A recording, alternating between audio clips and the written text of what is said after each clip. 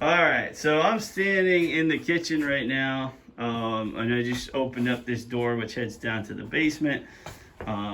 So we're just gonna go down there real quick and just take a quick peek. So as you can see, pretty steep, tight stairwell here. There is no grippable handrail going down this. My guess is that somebody would have to put a post down at the bottom and run a grippable handrail if it was to be evaluated for fire and safety purposes. So we're just gonna work our way down here. All right. So yeah, so it's probably about 5 feet in height, I'd say.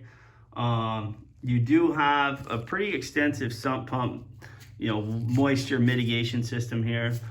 As you can see, it's definitely usable storage space. The only concern you might have in this scenario is that both tenants have basement doors. There's one in the front, one in the back. You can see the stairway that came out of the front kitchen. So as far as, security goes, it would need to be, obviously you have a lock on your door, upstairs in each unit, so the other tenant could not go back up through without permission or whatever. So yeah, this is the basement space. Just taking a look down here back towards the front of the house. Everything seems to be relatively tidy. Obviously you got an old stone foundation. You're gonna get water and moisture, but there's a system in place to handle that. There's your main, sewer line going out. Just gonna work my way around the corner here.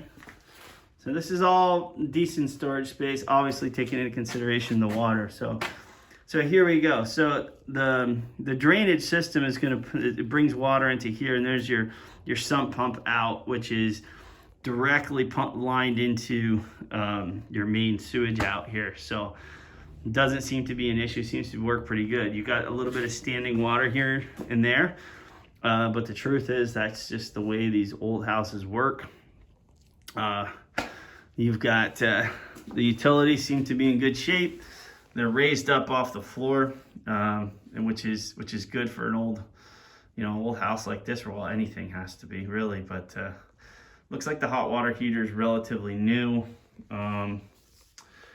Yeah, so everything seems to be good down here. There's not much storage space for the back unit, considering that the utilities are up here, but seems to be all right. This furnace over here does look quite a bit older than that one. They both look relatively old. I might take that into consideration, take a look at the property information report, figure out how old the furnaces are, because you might need to invest, $4,000 plus, $4,000 to $5,000 for new furnaces. Looks like they're running separately here, so for each unit. So, all right, that's about it for the basement.